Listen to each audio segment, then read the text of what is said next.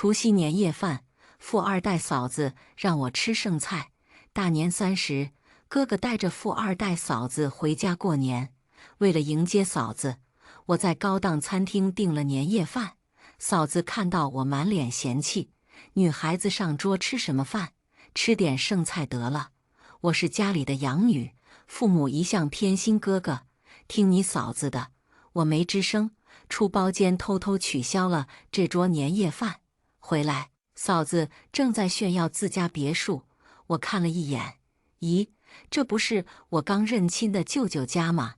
舅舅家里可没有女儿，这种档次的餐厅，平时我都不来。哥哥的女朋友进了包间，一脸不满意，我无语了。除夕夜，我们一家本来是打算在家吃年夜饭的，哥哥临时通知要带嫂子回来，大部分餐厅年夜饭包桌都没了。我还是托了关系，才在这个高档餐厅订下一桌席面。我哥在旁边奉承：“你别怪你嫂子挑剔，她家里条件好，有3个大公司，名下好多产业呢。人家这种有钱人家的公主，对吃的要求比咱们普通人高。这桌年夜饭的价格上万了。”我咂咂舌，以后娶这么一个矫情的嫂子回家，一家人有罪受了。我妈却非常满意，拉着嫂子的手一个劲地夸。在得知嫂子家里是独生子女，只有她一个女儿时，嘴角更是高高翘起。一个闺女好啊！我最清楚我妈的心思，当然好，有钱人家的独生女更方便我哥吃绝户。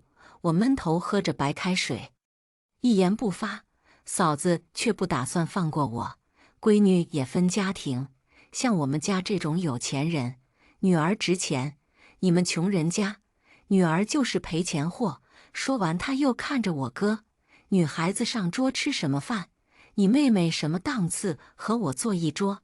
要知道，平时和我在一起吃饭的都是名媛公子哥，让她吃点剩菜得了。听你嫂子的，她是贵客，你一个丫头片子，上桌吃什么？”我难以置信地望着父母，嫂子要来见面吃年夜饭，一切都是我张罗的，包括这桌饭菜，最后都需要我掏钱，现在就让我吃剩菜。我心情低落到谷底。爸妈一向重男轻女，小时候我就知道我不是亲生的，听说我是父母从垃圾桶捡来的。自从我工作以后，我妈每个月都管我要大半工资，就连哥哥房子的首付也是我出的钱。考虑着养育之恩，我任由一家人在我身上吸血。我只配吃一些剩菜，哥哥也没有出面制止。你嫂子这种条件，愿意见你一面都是高攀，吃剩菜也别委屈。我没有吱声。过了一会儿，我借口上厕所，出了包间。既然只让我吃剩菜，那么所有人都不要吃了。我跑到前台，申请取消这桌年夜饭。前台的服务生多次询问：“你确定要取消吗？”“确定。”服务生叹口气，毕竟除夕夜的年夜饭是最抢手的，反正我是不当这个大冤种了，这剩饭谁爱吃谁吃。我回到包房，看到嫂子正在举着手机里的照片炫耀。这是我们家的大别墅，面积特别大，有4层呢，光是佣人就有10几个。院子里还有游泳池和大喷泉。嫂子的手机举得高高的，我凑近了一些，看清了照片上的别墅。爸妈和哥哥满脸羡慕，不断地恭维嫂子命好，家里有钱，能住得上大别墅。照片里的别墅，我越看越眼熟。咦，这不是……我看了一眼，咦，这不是我刚认亲的舅舅家吗？我盯着炫耀的嫂子，舅舅家里可没有女儿。上个月，我的亲生父母找到了我。亲生父母家里很有钱，是城里有名的富豪。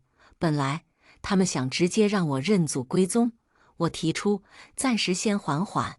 我一直发愁怎么和养父母开口。从小到大，虽然他们对我并不算好，但好歹养育了我一场。我内心纠结着，拖到现在也没提这件事。本来我打算看在养育之恩的份上，我认亲以后给他们一笔钱。可今天除夕夜，嫂子让我吃剩菜，全家没有一个人制止。我取消了给钱的想法。我不仅不会给养父母钱，还要把之前他们从我手里搜刮的工资和房子的首付统统要回来。我打开手机，翻看着自己拍的合影，亲生父母和我认亲之后，特地带我见了家里的亲戚。我去过舅舅家，舅舅虽然和嫂子一样都姓周，但家里只有一个独生子。我手机里还存着和舅舅一家人的合影，背景客厅的沙发和挂画和嫂子手里展示的一模一样。这幅画是名家名作，舅舅说只此一幅，价值8位数，不可能撞画的。再仔细想想，别墅的装修陈设也相同。我有了判定，嫂子在说谎。我扫向嫂子手边的名牌包包，我虽然很少买奢侈品，但也简单了解，这款手提包最多算中等仿品。她身上穿的奢牌打底衫，针脚粗劣。我直接问道：“嫂子，你家别墅真豪华，什么时候邀请我们去做客？”嫂子咬咬唇，冷哼道：“就你这个赔钱货，去我家别墅脏了地方！”我哥怒斥我：“妹妹，住口！”父母也和我哥统一战线，开始责备我，让我给嫂子道歉。我妈陪笑说：“别和妹妹一般见识，平时她是懂事的，你俩结婚，她能出彩礼钱。”嫂子扬着头，一脸傲慢：“你们家郑海峰娶我是高攀，彩礼不能低于66万，要不然我爸妈指定不同意。”多少钱？66万。我冷笑：“你问问。”我哥出得起吗？嫂子显然已经打听清楚。你哥说你在外企上班，每年赚不少钱。我不是图钱，我要的是态度。我妈拉着我的手，哀求说：“你嫂子是富家千金，要66万彩礼不过分，你再省吃俭用攒一攒，就当妈求你了。”我妈做事要下跪，我连忙躲开，心里一片凄凉。这哪是年夜饭，分明是鸿门宴，一家人算计好了，逼着我出彩礼。嫂子继续说：“没有66万彩礼，你们家凭什么能娶到我？我答应你们，结婚后彩礼我返还，就是走个过场。”我爸妈对视一眼，满脸欣喜，彩礼返还，自然不会返给我。这66万，我妈到时候一定会想办法留在自己手里。我心里清楚嫂子假名媛的身份，自然清楚这个钱有去无回，大概是拿捏我多年。我妈自信道：“我做主，这个钱你妹妹掏了。我哥这个婚，爱结不结，年夜饭只能吃剩菜的我，脑子有坑才会出彩礼钱。”我直接拒绝了，我1分钱不出，不乐意。你俩分手。嫂子摔碎水杯，大声道：“这就是你们老郑家的态度吗？分手，现在就分手！”场面混乱起来。我哥做低伏小求原谅。这时，包间门打开，服务员满脸歉意：“不好意思，因为你们取消了年夜饭，来了新的客人，需要你们腾下位置。”郑春花，怎么回事？年夜饭怎么取消了？我哥和父母满脸不相信，要求服务生重新核对。肯定是你记错了，我们明明订了年夜饭，9999一桌的那个。是啊，我女儿定下的，我当时就在旁边。是啊，为了这顿年夜饭，符合富二代嫂子的身份，我咬咬牙，特地定下了一桌1万的规格。结果全家人当我是冤大头。我淡淡道：“既然我只配剩菜，自然不会当大冤种给你们付钱。年夜饭我退了，你们想办法自己解决。”嫂子跺跺脚：“你就是故意的，嫉妒我有钱是富家女，故意给我难堪。”我妈拉住我的胳膊，到底咋回事？大过年的，你嫂子让你吃剩菜，就是开玩笑。我笑道：嫂子是富二代，想必1万1桌的年夜饭对她来说不算什么。我先走了，你们吃得开心，这个饭钱我爸妈肯定不乐意花。扭头看向嫂子，我继续说：怎么？难道富家千金的身份是假的？哎呦，大哥，你没去查一查？这年头骗子可不少呢。我哥冲上来要打我，不许你污蔑我老婆。我妈也帮着我哥，你就盼着你哥打光棍是吧？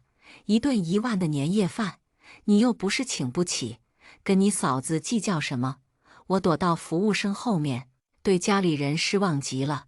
从小我哥犯错都会推到我头上，没有一点哥哥的担当。长大后，他趴在我身上吸血，从我手里借走不少钱。每次无论对错，我妈都是偏向我哥，转头来骂我。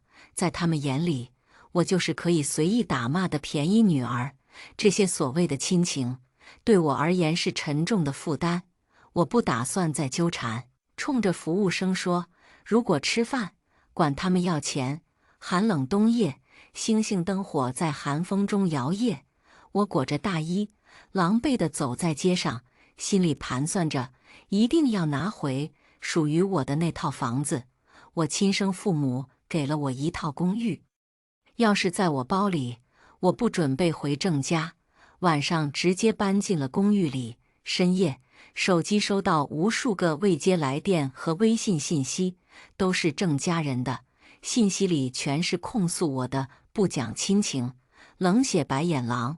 我妈甚至威胁我，66万的彩礼我必须出，要不然就去我公司，闹到我没工作。我笑了笑，把手机放在一边。打工的牛马生活，我正好腻了，随便他。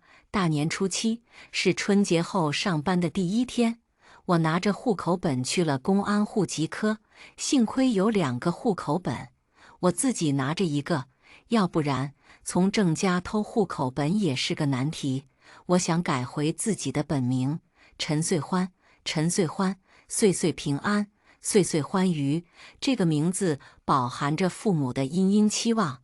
闻讯赶来的亲生父母小心翼翼道：其实不一定非要改名字，只要你愿意认我们就行了。我抱住亲生妈妈，心里酸楚不已，血缘里带着天然的亲近。妈妈，我想改回来，以后我有爸妈疼我了。工作人员再次向我确认，确定要连同姓氏一起改吗？我坚定地点头，要改，这是我本来的名字。知道郑家人让我出彩礼的算盘，陈爸陈妈气愤不已，比我小3岁的弟弟撸撸袖子：姐姐，我去收拾他们。我摇摇头，我自己能处理，爸妈公司有事先走了。我和弟弟离开时，在路上意外碰到了哥哥和嫂子。嫂子不屑说：难怪这些年不回家，阿姨找你找疯了，原来是和野男人私奔去了。弟弟想说话，我制止了他：关你屁事！我冷哼一声。哥哥上前一步：我和你嫂子领证了，以后这是你真正的嫂子，说话放尊重点。难怪在这里能遇到。那彩礼，猜到我想问什么？哥哥咬牙切齿：你不愿意掏钱，爸妈棺材本都拿出来了，凑足了30万，你嫂子明事理不计较，以后我就是周氏集团的女婿。旁边的弟弟扑哧笑出声：周氏集团女婿？嫂子洋洋得意：吓到了吧？我可是周氏的独生女。这样吧，郑春花，大年初10，我在别墅招待你父母，你也过来长长见识。等他们走后，弟弟欲言又止：姐姐，周氏集团？是的，应该就是舅舅家，邀请我去参观别墅，我自然要去，看看嫂子这出戏怎么唱下去。大年初10，我打车去了别墅。到了别墅，里面喧闹一片。原来郑家人把所有亲戚都喊来了，想让家里亲戚都见识下儿子娶到了富家千金。我听到大姑奉承说，还是海峰有本事，娶到周家唯一的千金。你表妹明年大学毕业，找工作就靠你了。哥哥满口答应，放心，交给我安排。见到我进来，亲戚们露出鄙夷的神色。白眼狼还好意思来？你妈这几天为了你哭了好几回，真是不孝女。女儿给娘家花点钱不是应该的，你就是存心想让你哥打光棍。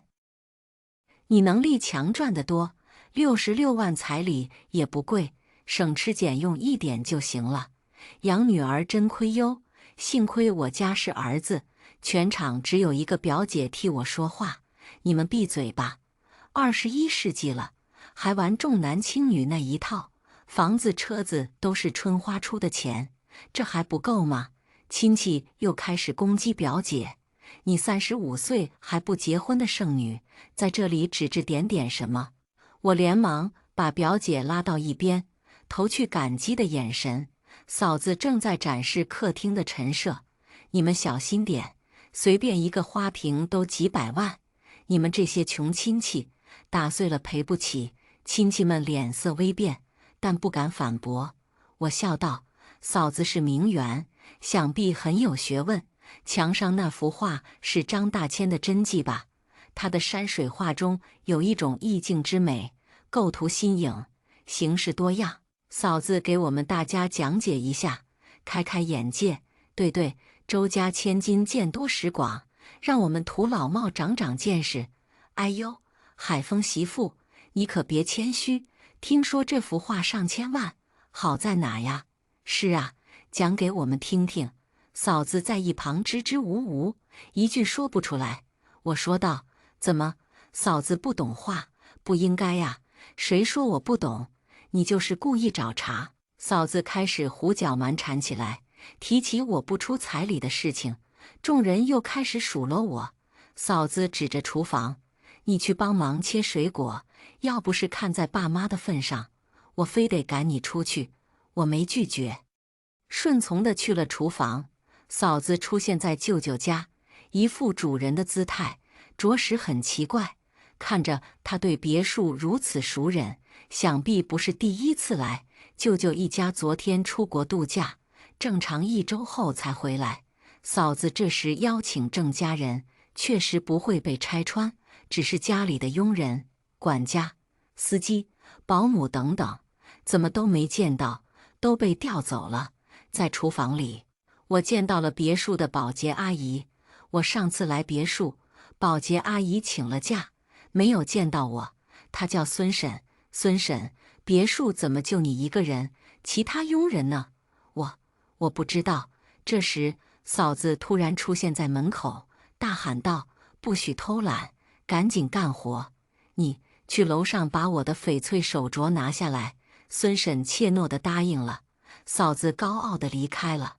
我端着水果盘路过楼梯时，听到郑家人和嫂子在低声盘算，这样就能拿捏他。爸妈，你放心吧，我这个办法指定管用，让他狠狠出血。我回到客厅，嫂子手上拿着翡翠手镯，这是拍卖会上买的，几百万呢。春花从没见过这么好的镯子，过来看看。我妈喊我过去。我盯着这个酸洗铸胶的假镯子，猜出了他们的谋划。嫂子把翡翠手镯递给我，我还没伸手，清脆声响起，手镯摔到地上，碎成了几段。亲戚们惊呼起来。我哥上前想扇我巴掌：“你找死吗？这个手镯几百万，卖了你都赔不起。”我妈跪地哭嚎：“这闺女就是报仇的，几百万哟，怎么赔？”亲戚们也责骂我。我看春花就是故意摔的，对嫂子不满意呢。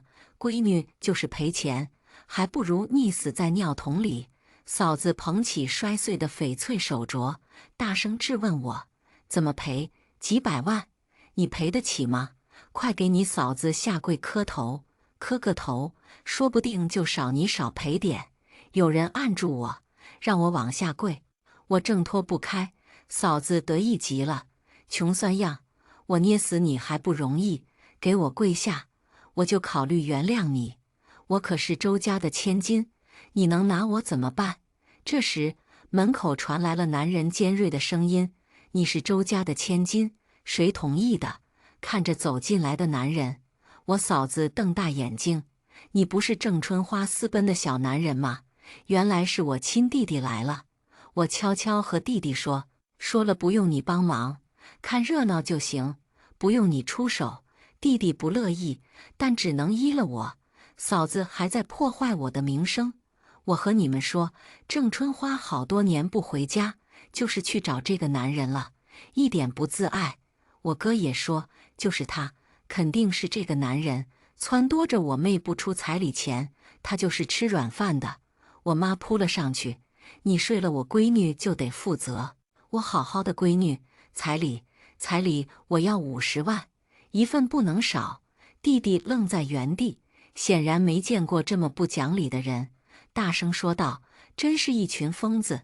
哥哥冲上去要打弟弟，保洁孙婶走了过来，死死拉住哥哥：“你不能打他，千万不能打，你会后悔的。”哥哥嗤之以鼻：“我可是周氏的女婿，他一个软饭男，我打就打了，大不了赔点医药费。”孙婶满脸泪痕：“不能动手，不能打他。”哥哥将孙婶踹倒在地：“你就是家里下贱的佣人，也敢管我？”孙婶捂着肚子哀嚎。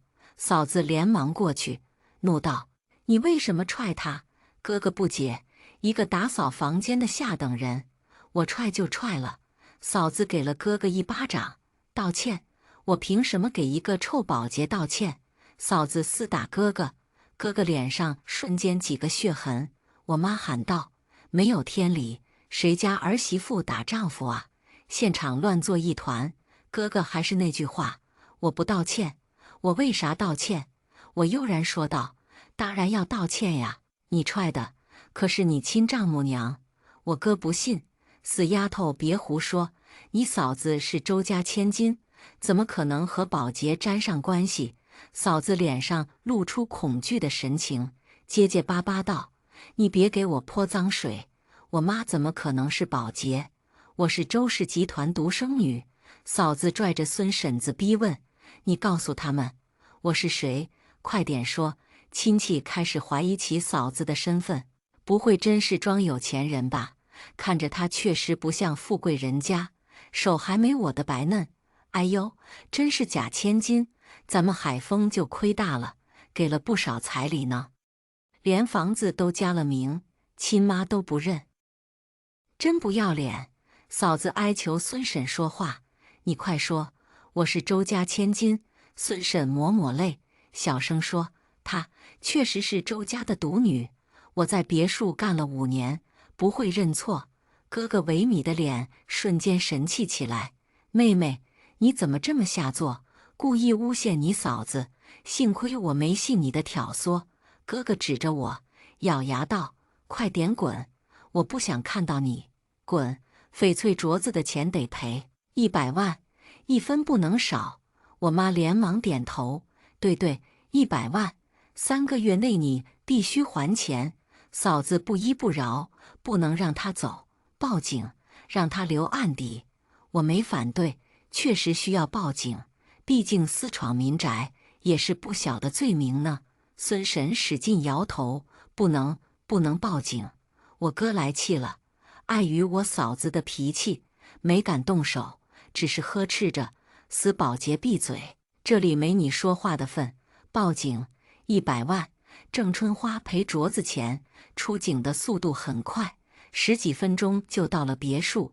嫂子举着4分5裂的翡翠手镯，恶意损坏大额财物，我要郑春花赔钱坐牢。对不起，这是民事纠纷，我们只能调解，坐牢也不可能，不符合规定。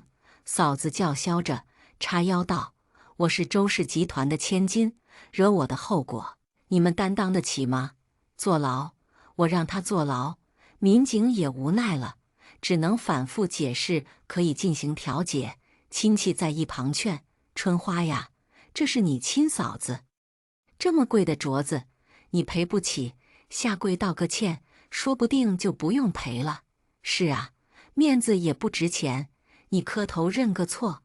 嫂子摇头，不行，我必须让他赔钱。调解无果，民警正要撤离时，我喊住了他们，先别走，我要举报，举报有人私闯民宅。私闯民宅，我看私闯的是你。我哥指着我，是我妹妹郑春花私闯进来的，这是我老丈人家，快抓他！嫂子稳住心神，自信满满。私闯，不会说我吧？真好笑，我可是周家的女儿，你这个穷酸货，有钱人都没见过几个吧？我拿住准备好的证据，这里确实是周氏的别墅，但周家只有一个独生子，这个女儿是冒充的。我爸重重地敲着水杯，你就是故意找茬，逆女，当年就应该掐死你。我妈不相信嫂子是假千金，凭什么你说我就信？望着指责我的养父母，我心里毫无波澜。从小到大，我都是最懂事的那个，被打被骂都默默承受。我不断被压榨吸血，没有人关心过我，累不累，辛不辛苦？对于郑家人来讲，我就是提款机。我举着手机，我认识周家人，周氏集团的老总是我舅舅，这是合影。嫂子夺过手机看了一眼，嗤笑道：“P 的图吧，手艺还不错，亲戚也不信。虽然你是郑家的养女，也不能做着亲生家庭是富豪的美梦吧？是呗，面相就是穷酸命，哪来的福气？照片肯定是假的。”嫂子拉着我让我还钱，别狡辩了，这是我家，我是周家女儿，100万，一分不能少。我看着手机里的信息，微笑道：“周家人回来了，你认一认。”嫂子脸色一变，大门处传来声响，孙婶呜嗷一声：“先生太太回来了。”小梅呀，你认个错吧。没错，舅舅一家回来了，他们早就改变了原来的计划，没有出国度假，这几天都在附近5星级酒店住呢，就是为了配合我。舅舅迈着稳健的步伐走进来，声音威严：“几天不在家，竟然进了贼！”嫂子脸色大变，往后退了几步。我连忙迎上去，亲热挽着舅妈的胳膊：“你们总算来了。”舅舅宠溺地摸摸我的头，囡囡受苦了。舅舅一家穿着考究的服装，一看就价值不菲，没有人质疑他们的身份，所有人的目光转向了嫂子。那海丰媳妇是真是冒充的。哥哥不信，大力晃着嫂子：“你说话，这几个人是我妹妹花钱请来的，对吧？”嫂子瘫坐在沙发上，没有说一句话。舅妈上楼取了证件、房产证、身份证、户口本，向民警证实了自己的身份。舅妈冷冷看着孙婶：“孙婶，你好大的胆子！我们不在家，什么垃圾货色都往家里带。”孙婶连忙求饶：“先生太太，都是我鬼迷心窍，不应该让我女儿带人来别墅参观，都是我的错。她还小，你原谅她。”此话一出，所有人震惊了，亲戚们露出鄙夷的神色：“啥？海丰媳妇不是名媛千金，是保洁女儿？郑家亏大了，娶这么一个儿媳妇回家，冒充有钱人，贱不贱呐？”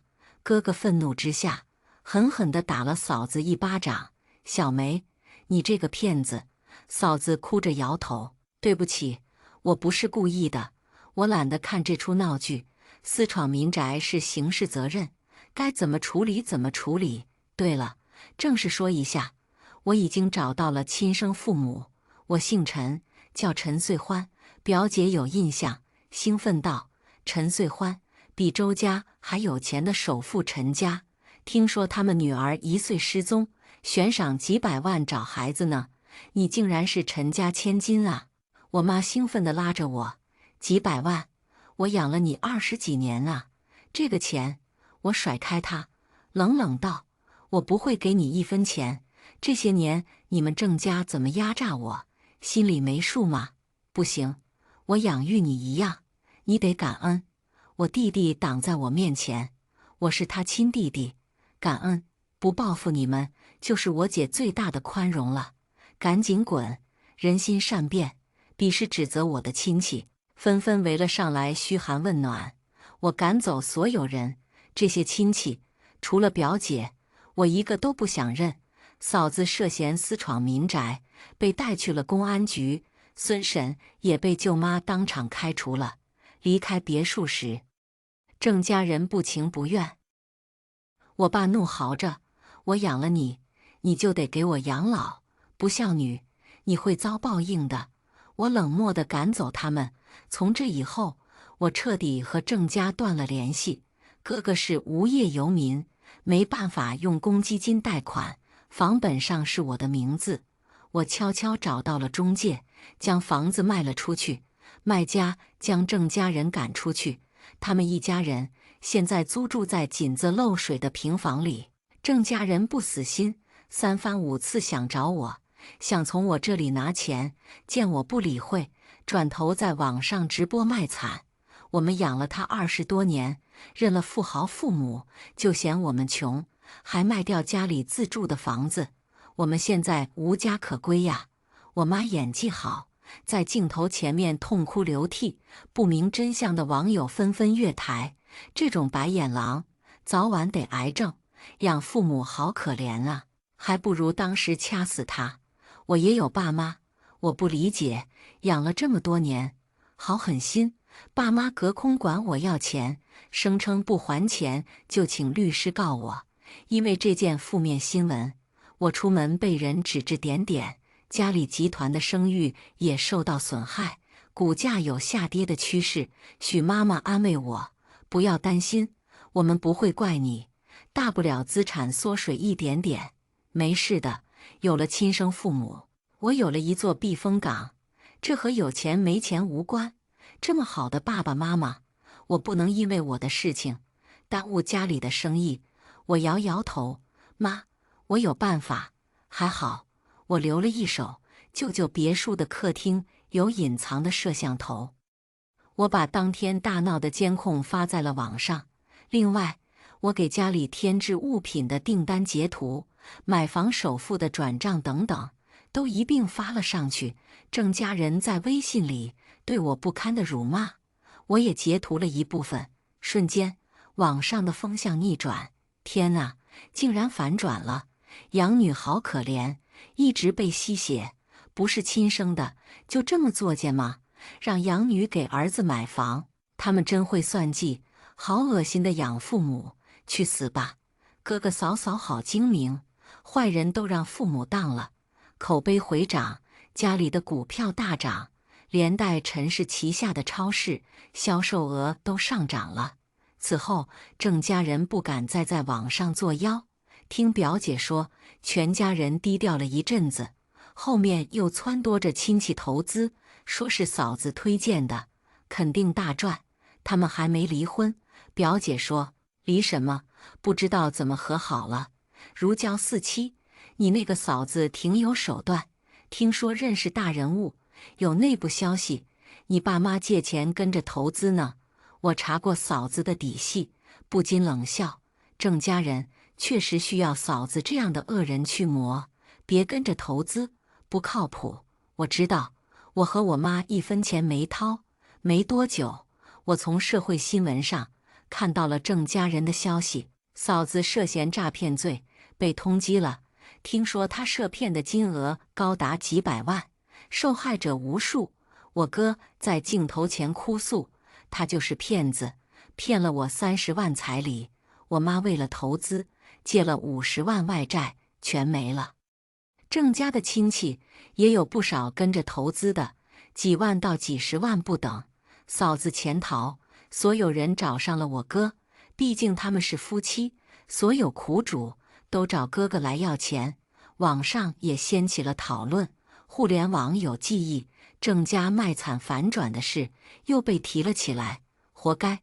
这种人被骗真解气，夫妻共同债务也要承担，这个丈夫这辈子完了，老天长眼了。幸亏养女跑了，不然多晦气！嫂子的过往全都被扒了出来。原来她是专业骗婚的，擅长伪装富家女，吸引男人结婚，骗取大额彩礼。在和哥哥结婚前，她已经结过5次婚了。本来想赚一波彩礼钱就跑路，没想到哥哥一家人蠢笨好忽悠，在投资借口下，成功筹集到了几百万投资款。嫂子1个月后被抓了，可是所有的钱挥霍完毕，她还不上钱，只能去坐牢，背着大额债务。哥哥一家瞬间苍老了不少。哥哥不甘心，找嫂子去理论，争执的时候，尖刀捅进嫂子的腹部，嫂子当场死亡。哥哥生无可恋，选择跳楼结束了生命。从那以后，郑家父母变得疯疯癫癫，逢人就说：“见到我儿子了吗？”听到表姐说这些消息，我内心平静。我已经回到我原本的生活轨迹当中，我有疼爱我的父母，解控的弟弟和花不完的金钱。我再不用为了父母不爱我而自我怀疑，也不用为了给哥哥买房省吃俭用。我的人生未来是一片光明坦途。接下来我们来听下一个故事。10岁的那年暑假，我妹妹失踪了，消失在给父母送饭的路上，没有监控，也没有人见过她，因为饭本该是我去送的。我母亲从此再也没跟我说过一句话。15年后，我做了警察，一遍遍重走妹妹当年走的那条路，往事在我脑海里一点点重现，逐渐拼凑出了一个令人心碎的真相。2009年8月10日，是我妹妹失踪的日子。那时，我们还住在城乡结合部一处破败的院子里。我父亲在附近的化工厂做工人，我母亲在公路边开了一间杂货铺，生意很红火。夏天，每到中午，有很多人去杂货铺买冰棍、雪糕。父亲下了班会去帮忙，他们忙得常常顾不上吃饭，所以整个暑期几乎都是由10岁的我来做全家的饭。厨房没有空调，只有一个旧风扇，水沸腾之后，热气蒸腾，扇的风都是热风。做饭的我总是汗流浃背。出事的那天，天尤其热。做完饭，我有点中暑，家里没有其他人。奶奶虽然住在隔壁院子里，但她为人刻薄，不仅不会帮忙，还会说上2句难听话。我不敢劳烦她，我洗了一把脸，忍住不适，给妹妹盛好冷面条，让她先吃，然后再用饭盒盛了爸妈的，装进篮子里。妹妹扒了几口面条，对我说：“姐姐，你躺着吹吹风扇，今天我去送吧，路我熟。”剩下的我回来再吃。从我家到杂货部有10分钟的路程，只有一条路，也不算偏僻。平时我带着她走了不知道多少遍，但还是我有些不放心。你行不行啊？我半躺着捂了一块湿毛巾在额头上。没事，放心吧，姐，就这点路，一会儿就能回来。她不由分说拎起篮子就往外走。因为常年生病，她很瘦，手臂一用力，肩膀上的骨头就凸出来，小小的背影看起来很单薄。临出门，她还冲我挥手，我马上就回来。我的面条，姐姐可不能偷吃哦，放心吧。我不吃。我不耐烦地摆摆手，让她走，但她却再也没有回来。你说，当时如果我说我会偷吃她的面条，她惦记着，是不是就回来了？2024年1月9日，我正式入职市公安局，成了一名见习警员。9个月后，我跟我师傅老于谈起这桩折磨了我15年的悬案。什么时候发现的？老于问。我揉了揉眼睛说：“下午2点多吧。”他走后，我勉强吃了2口面条就睡着了。我是被我爸一巴掌打醒的。虽然过去了很久，但我依然记得很清楚。当时我一睁眼，正对上我爸那张怒不可遏的脸。为什么不去送饭？想饿死老子们呢！我哇一声哭了。妹妹早就去送了呀。说完，我才看到饭桌上吃了一半的面条，猛然想起妹妹还没回来，一股凉意爬上后背，眼眶里的眼泪瞬间被惊恐吸得干干净净。找遍了，那时候天网还没有覆盖到这条小路上，只有主干道才有监控。我们全家没头苍蝇一般，疯了般寻找。路边的池塘下了捞人的竹排，捞了3遍，一无所获。周边的水井里，雇人下去看了，也没有。报警后，警察查了周边的监控，没有发现任何可疑的人。走访了周围的邻居，附近几个村的村民，也没有一个人见过妹妹。妹妹就这么失踪了。我妈捶打着我，坐在地上哭得撕心裂肺。你怎么那么懒，不去送饭，让她去送啊！信基督的奶奶说，她的主不会饶恕一个因为懒惰又自私，弄丢妹妹的孩子。我爸恼怒之下，连踢了我5、6脚，将我踹翻在地。邻居们弄不清是非曲直，没有人上前劝阻，纷纷对着我指指点点。我宛如木偶般，一滴眼泪都没有，默默走到妹妹失踪的路上，执拗地站了3天，一眼不眨地盯着路口，期待着她小小的身影出现。但奇迹没有出现。从这件事之后，家里人都不怎么跟我说话，尤其是我妈。此后的10几年，再也没跟我说过一句话。中学之后，我住校，周末回家一趟，拿完钱和换洗衣服就走，一点都不敢多待。那些年，我一遍遍地走在妹妹去送饭的路上，仔细地看路上的每一根草，每一棵树，企图发现一点蛛丝马迹，想象了无数种可能。备受折磨。你往常睡午觉都睡多久？老于对这个案子很感兴趣，翻着我找来的卷宗问道。当年这个案子被定为失踪案，一放就是10几年，看情况，有时候时间长，有时候时间短。但那天不知道怎么了，尤其困，睡了2个多小时，直到被我爸叫醒。你说你中暑，当时是什么感受？还记得吗？我努力回忆那天中午的感受，浑身无力，犯困，头晕，头重脚轻。老于听完，沉吟了片刻。你想过没有？你有可能不是中暑。我头皮一麻，瞪大了眼睛看向他。中暑的症状是头晕眼花、耳鸣头痛、四肢无力、恶心呕吐、出冷汗。你的这个症状不像是中暑，反倒像是吃了。我心中一惊，不等他说完，就脱口问道：吃了什么？安眠药，或者是有催眠成分的药？老于看着我，意味深长地道：我怎么就没想到呢？服用安眠药和中暑的症状的确有很多相似的地方，不过中暑有2个特征很独特：恶心呕吐和出冷汗。但那天我记得很清楚，我没有。我浑身的汗毛唰一下竖了起来。当年大人们，包括警察，都想当然以为是我偷懒，怕热让妹妹去送饭。我所说的一切都被当成了逃避责任找的借口，他们把全部精力都放在了找人上，所以错过了这么重要的线索。师傅，你怎么想到我不是中暑的？案子终于有了突破口，我激动到浑身颤抖。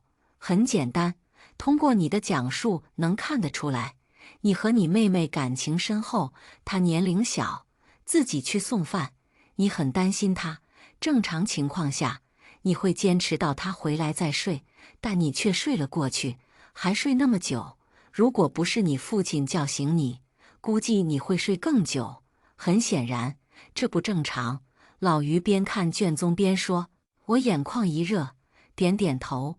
这么多年，老于是第一个注意到我和妹妹之间感情非比寻常的人。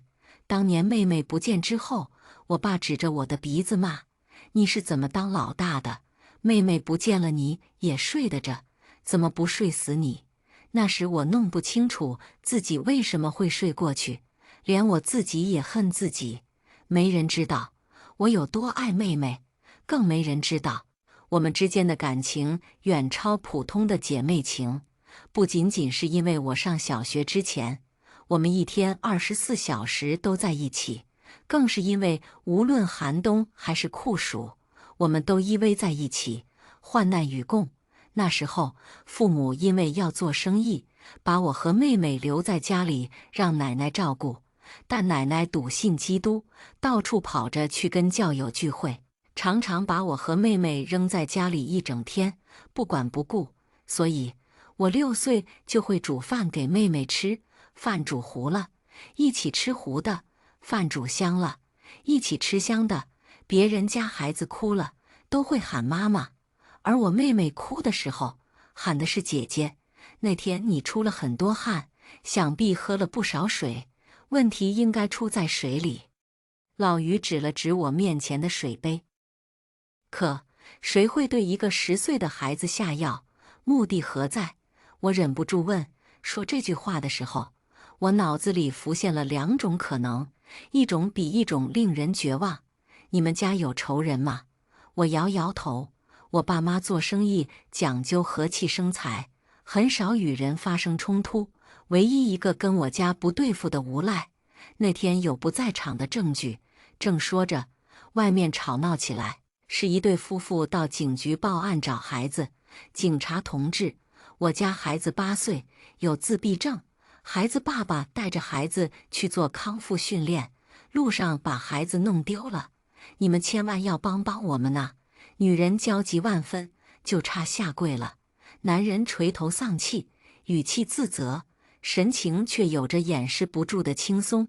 看到这种情况，我大概就知道怎么回事了。入职警局虽然不到1年，但这样的案子已经好几起了，大多都是问题孩子，家里负担不起治疗或康复的费用，或者父母受不了长年累月的折磨，又看不到希望，所以将孩子遗弃，但又怕被人戳脊梁骨，就来警局报警做做样子。虽然如此，但我依旧详细询问了男人事情的经过。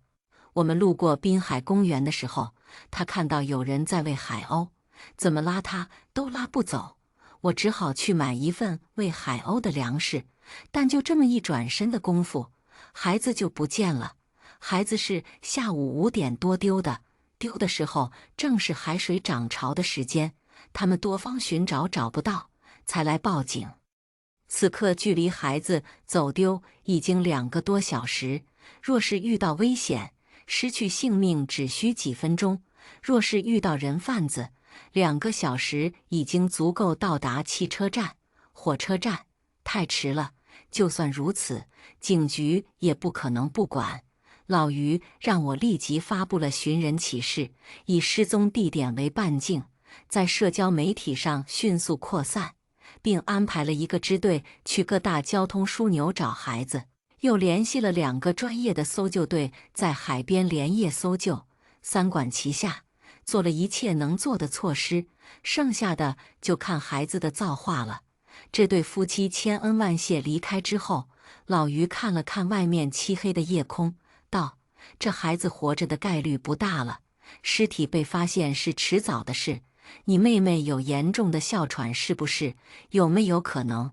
我拼命摇头否认：“不会的，我们家从来没有嫌弃过妹妹。妹妹丢了之后，我成了我家最大的罪人。我妈10几年来没跟我说过一句话。”她看了看我，悄悄卷宗：“那你奶奶呢？她对你们姐妹2个怎么样？”我一惊：“你怀疑是我奶奶？的确，如果不是仇人作案的话，能放安眠药在我水里的，除了我爸妈，就是我奶奶了。不完全是，只是考虑可能性，分析案情而已。说实话，不太好。但那天有人作证，她在邻居家做礼拜。他也有不在场的证明。”老于沉默了片刻，又问：“真的没有一个人见过你妹妹吗？那条路上有点偏僻。夏天中午几乎没有一个人，路边只有3家店铺，其中2家都是烧烤店，晚上才开，只有一家卖茶叶蛋的，是残疾人，平时住在店里，但中午也不开门，所以没有人见过妹妹。老于连连摇头，这道奇了，这个案子还真是匪夷所思，连老于都没有头绪了。我刚燃起的希望又破灭了。我盯着电脑屏幕上失踪孩子的照片，跟我妹妹一样的年纪，一样黑白分明的大眼睛，心情异常沉重。老于看我情绪低落，鼓励我道：“小月，别放弃，尸体一天没有发现，你妹妹就有活着的希望。多回忆回忆细节，咱们办案讲究胆大心细，只要做过的事，总有痕迹。有空回家一趟，看看能不能想起什么来。”我点了点头。下班的时候已经是深夜，我新搬的出租屋离父母家不远，走着走着就走到了当年妹妹失踪的那条路上。这条当年只有2、3家店铺的路，已经改造成一条热闹的小吃街，就算是凌晨，依旧还有店家在营业。老于说的对，验过留痕，一定有什么细节我没留意到。是什么呢？茶叶蛋，茶叶蛋，5香茶叶蛋。卖茶叶蛋的老板闭着眼，侧耳听了听，冲我喊道：“是岳家老大吗？下班了，来吃颗茶叶蛋，刚出锅的。他姓王，是个盲人，我们那一茬的小屁孩都私下管他叫王瞎子。他在这条路上摆摊卖茶叶蛋，卖了20多年。小时候，我和妹妹经常偷偷拿钱买他煮的茶叶蛋吃，因为我妈不让买，说他是个瞎子，做的东西不干不净的，容易生病。小孩子哪管这些，好吃就行。都说瞎子的耳朵灵，还真是。虽然午夜这条路人不多了，但在我周围5、6个人还是有的。是我，王伯伯，给我来2颗茶叶蛋。小的时候买2颗是因为妹妹1颗，我1颗，如今买2颗是因为习惯买2颗。好嘞，伯伯记得你们姐妹俩最喜欢吃茶叶蛋。她一边捞茶叶蛋，一边客气地笑着，满脸的皱纹像一颗核桃。说后半句的时候，她意识到了什么，手一僵，脸上的笑容也不自然起来。还没找到是吗？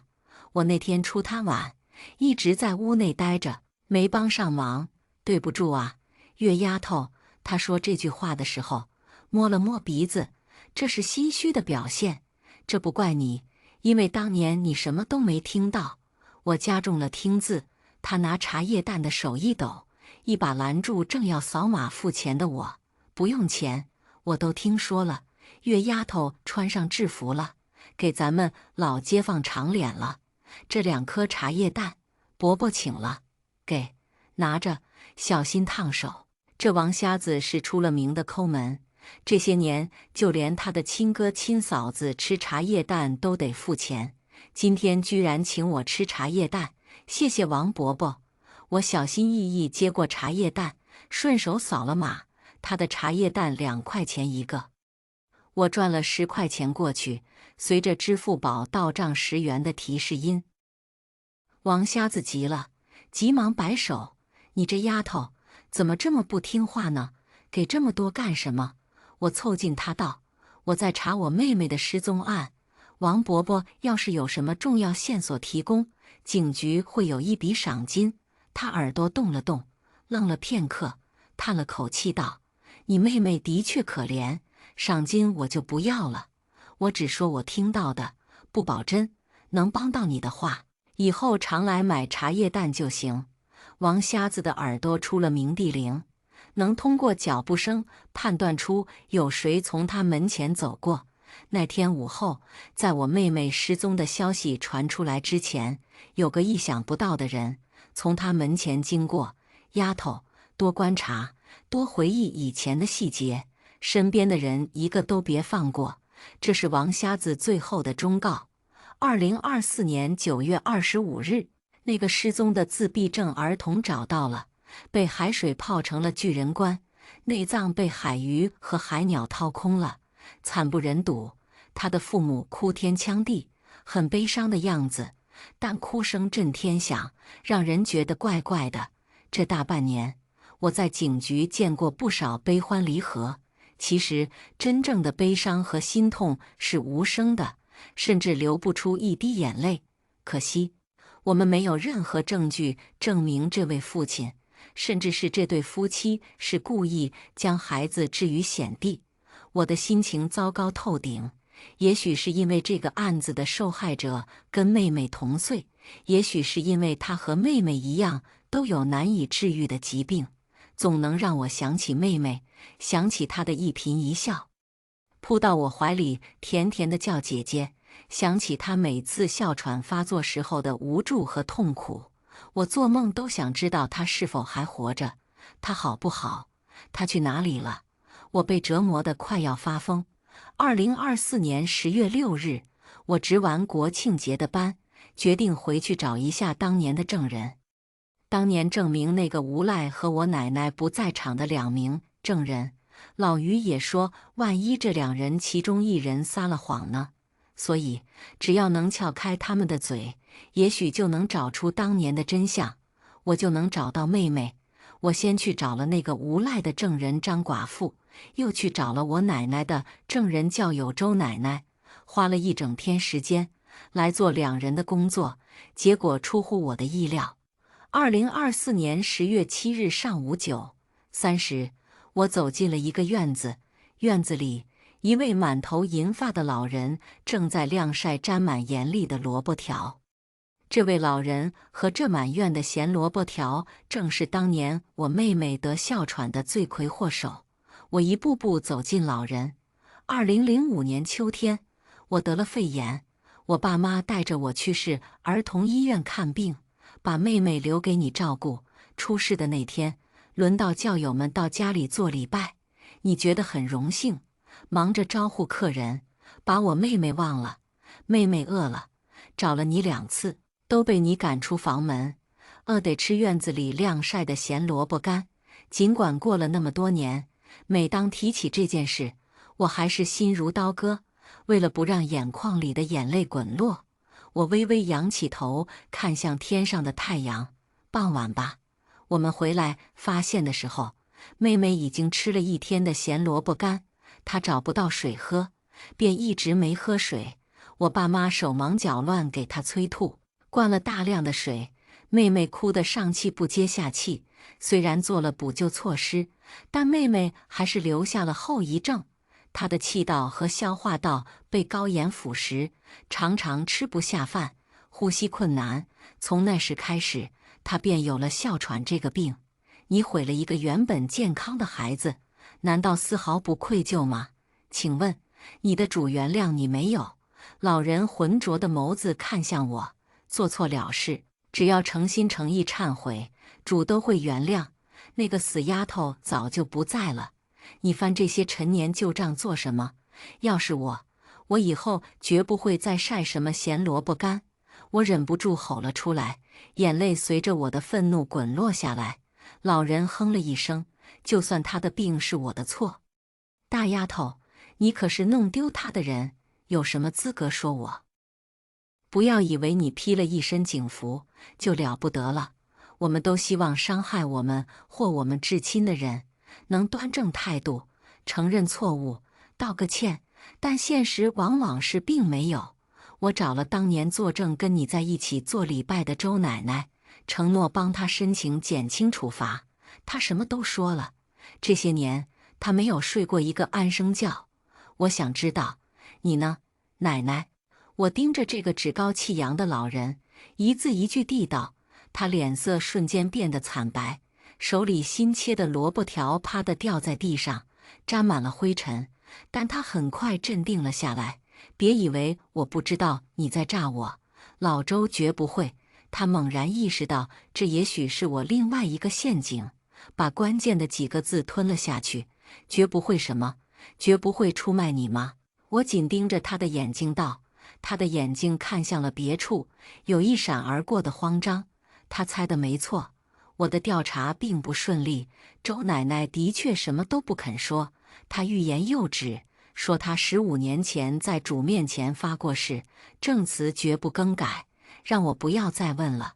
我不知道我奶奶用了什么手段，让周奶奶守口如瓶，也许是教规，也许是人情。那个无赖的证人王寡妇对着我破口大骂，说当年因为给那个无赖作证，爆出了开房记录，搞臭了她的名声，耽误了她高嫁，最后只能嫁给一个老光棍，损失惨重。如今看到警察就觉得晦气，虽然态度恶劣，但证词可信度高，所以也不算完全没有收获。你不说也可以，我颤声问，我就想知道他还活着吗？我爸我妈就住在奶奶隔壁的院子，听到动静赶了过来。我弟弟正在放国庆假期，也跟了过来。他是妹妹消失后第3年出生的，那时候我们是2胎政策还没放开。为了他，我爸从好不容易进的国营公司辞了职，托关系重新入了农村户口。毕竟夫妻双方都是农村户口，头胎是女儿，才能生第2胎。这一次他们赌赢了，生了个男孩。怎么刚当上警察就把手伸向自家人了？我和你妈怎么就生了你这个白眼狼呢？我爸骂骂咧咧地挡到了我奶奶前面。我冷笑道：爸，你不想知道妹妹去了哪里吗？我就是问问奶奶知不知道。你不用反应这么过激吧？她如果什么都没做，调查一下，还她老人家清白，也没什么吧？你敢？我爸举起了手，怒不可遏。我妈叹了一口气，对我开口说了10几年来的第一句话：老大，事情都过去了，妈不怪你了，别查了，你奶老了，经不起折腾。说着，她无比慈爱地摸了摸弟弟的头，又说：况且你弟弟将来也要考公的，你总不能自己上去了，把梯子抽了吧。初秋的天气还不算冷，太阳照在身上，但我却冷得发抖。由内而外，今天之前，我跟老于汇报我找2位证人的结果，他语重心长地对我说：小月，这个案子你有2个选择。第一，把案卷放回去，把这件事放下，安安稳稳做好这份工作。第二，一查到底，找出真相，找到妹妹，但代价也许会非常惨重，不仅从此会被家族视为异类，有家不能回，还有可能影响自己的职业生涯。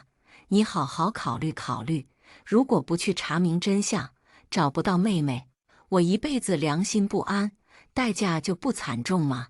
不用考虑了，如果妹妹还活着，无论她在哪里，我都要接她回家。如果她不在了，无论是谁害死了她，都要付出代价。以前我一直陷在自责和愧疚中，视野局限。如今回想起来，只有妹妹失踪的前2年，我爸妈满大街贴寻人启事，在网上发布寻人悬赏，到后面就不了了之了。他们让一个孩子背负了所有罪名，用行动告诉周围的人，都是我的错。一家人孤立了我15年，让我每时每刻都不敢忘记自己的过错。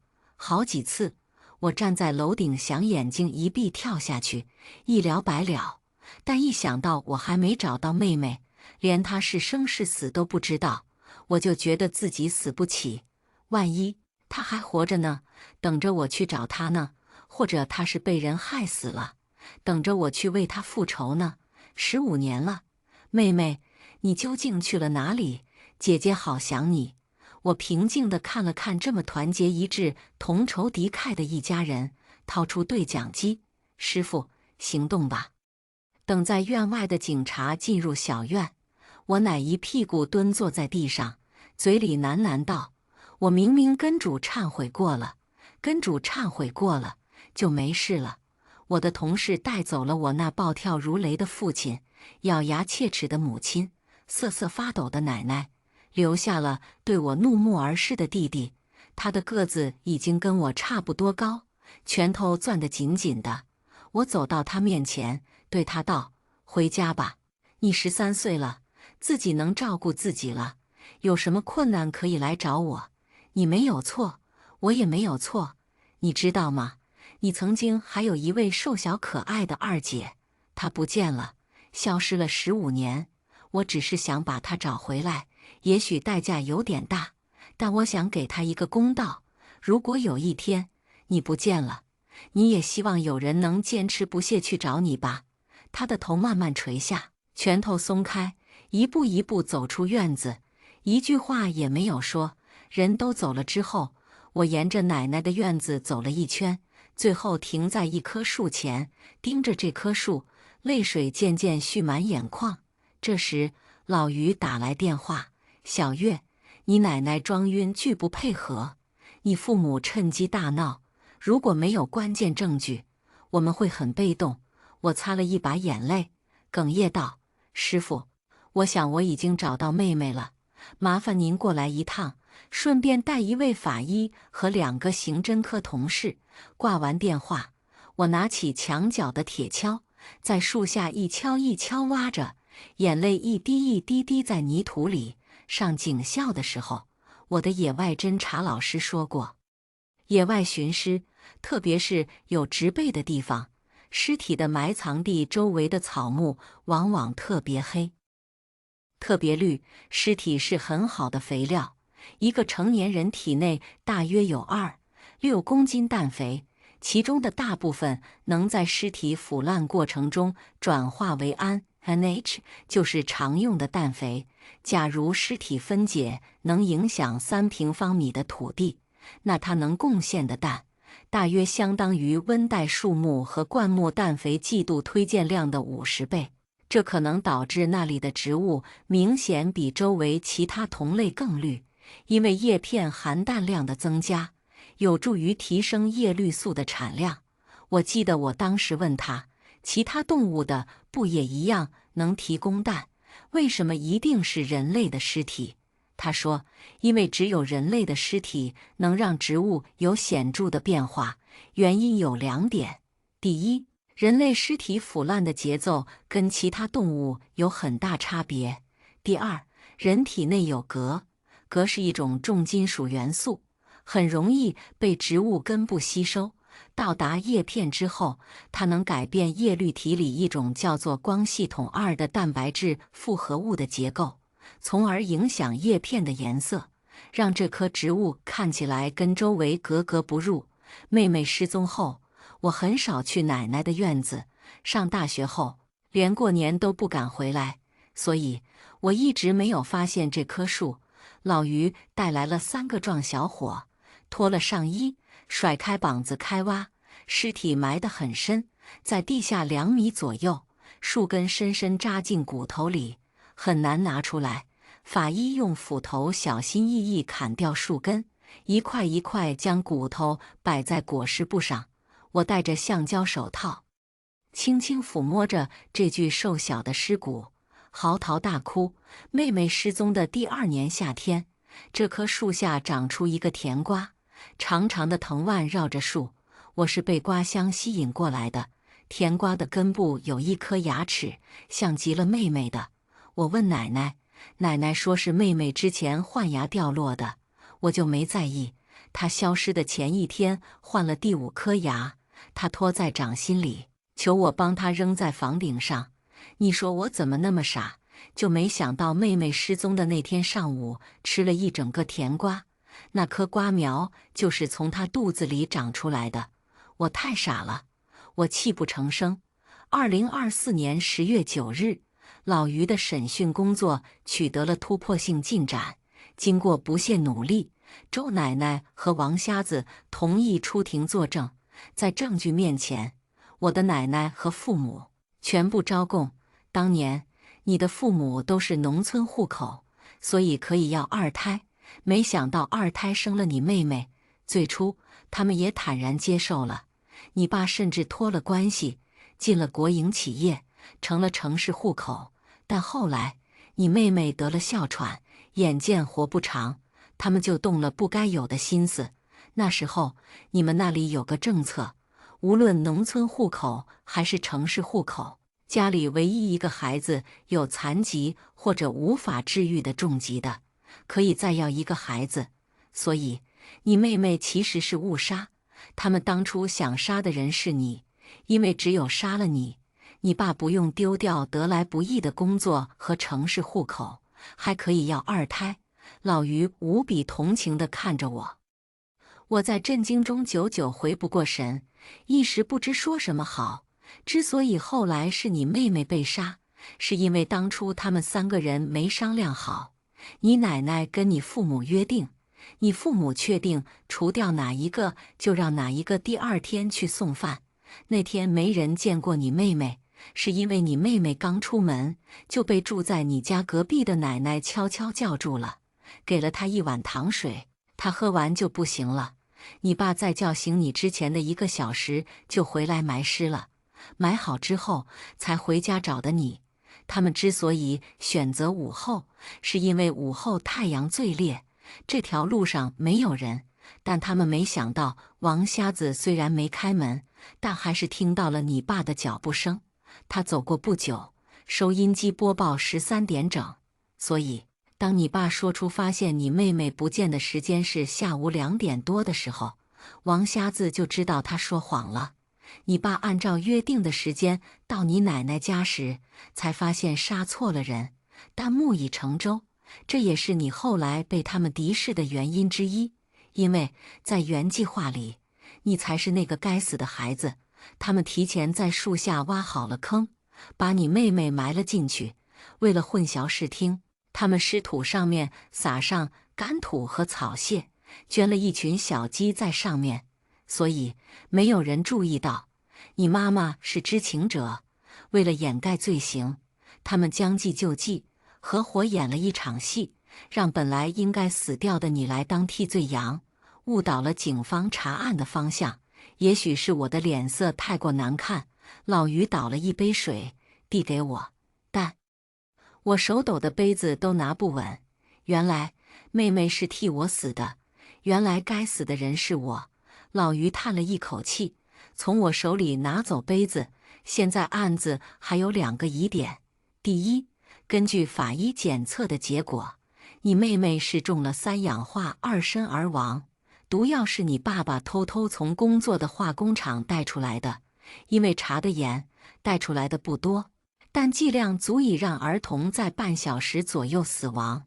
但根据你奶奶的描述，你妹妹喝了糖水，几乎立马呼吸困难，不出5分钟就死了，快得让她觉得不可思议。第2个疑点，很奇怪，杀人他们都承认了，却没有人承认在你杯子里放安眠药或者催眠成分的药。你妈妈承认她那时候睡眠不好，买过安眠药，但她不承认给你下药。你家的那个仇人有多个不在场证明，所以也不是他。我在想，是不是我们推断有误，根本不存在什么安眠药？也许那天你真的是轻微中暑。我坚决地摇了摇头，嘴唇颤抖。不，师傅，绝不是中暑。你的推断没有错。谁放的？我大概已经知道了。现在我作为本案的证人之一，申请高级催眠师对我进行催眠，回忆那天的场景，一定有什么细节是我没注意到或者忘记的。2024年10月10日14:00，催眠师对我进行了催眠。现将催眠主要过程描述如下：催眠师，现在你回到了2009年8月10日中午11点30分，你和妹妹在家。你在做什么？我做饭。催眠师，天气热吗？我热，我出了很多汗。催眠师，你喝了很多水吗？自己去喝的吗？我对，喝了很多水，我没空自己去喝，都是妹妹递给我的。催眠师，水的颜色和气味跟往常有什么不同？我沉默了片刻，水里面好像有粉末，味道有点怪。催眠师，当时家里还有其他人吗？我没有。催眠师，你做完饭之后什么感觉？我累，四肢无力，犯困，头晕。催眠师，妹妹那天状态如何？我特别黏我，抱着我不撒手。催眠师，现在回忆一下妹妹送饭走之前的每一个动作和表情。她跟我开玩笑的时候没有笑，反而有点想哭。挎起篮子走的时候，顺手在廊下掏了一把什么东西装进口袋里。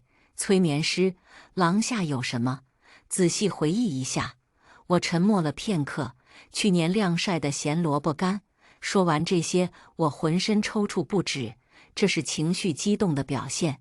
催眠师终止催眠，迅速唤醒了我。我妹妹因为被咸萝卜干腐蚀了气道，所以对咸萝卜干严重过敏。医生曾反复交代过，如果再吃萝卜干，就可以准备后事了。所以妹妹是在……我哽咽到说不下去。她是在拿自己的命救你。老于眼圈也红了。安眠药也是他给你下的，目的就是替你去送饭。为了确保自己一定会死，他出门的时候吃了一根咸萝卜条，所以他才会在喝了你奶奶递过来的糖水之后，那么快就去了。一个才8岁的孩子啊，小月，你妹妹真的很爱你，但还是我有些不放心。我的心仿佛被10000根钢针刺穿，一滴滴往外渗血，却一滴眼泪都流不出了。老于拍了拍我的肩膀：“小月，好好活下去，这是你妹妹对姐姐最后的祝福。你的命是双份的，很珍贵。”在案卷呈交法院之后，我父母提出见我一面，我犹豫了片刻，还是去见了。月下，你毁了咱们家。你为了一个丫头片子，断送了我和你妈的晚年幸福不说，还断送了你弟弟的前程。我爸盯着我就像盯着一个仇人，我妈也恨恨地道：“要不是你揪着不放，没有一个人会在意一个病秧子、一个丫头片子的死活。那年死的人是你就好了。”我红着眼道：“对，我宁愿那年死的是我，把活下来的机会给妹妹。她那么懂事，那么可爱，她才8岁，你们不在乎她，我在乎，只有我们彼此在乎彼此。如今把你们送上法庭，送进监狱，我很畅快。”说完，我嘴角上扬，笑了起来，这笑苦涩无比。你们这2个讨债鬼，赔钱货，你俩的命加起来都不如我儿子值钱。你懂什么？农村没有儿子会被人戳脊梁骨的，会被人欺负、看不起。我们这么做有什么错？3观不合的人永远无法沟通。我摇了摇头，站起身对他们道：“服刑愉快。”转身离去。我将妹妹的尸骨重新安葬，在她的坟前种满了她喜欢的雏菊。每个周末都会带一碗我亲手做的面条，放到她坟前，陪她说说话。妹妹不怕，姐姐永远会陪着你。如果有下辈子，咱们做一对双胞胎姐妹。愿那时有一对爱我们的父母。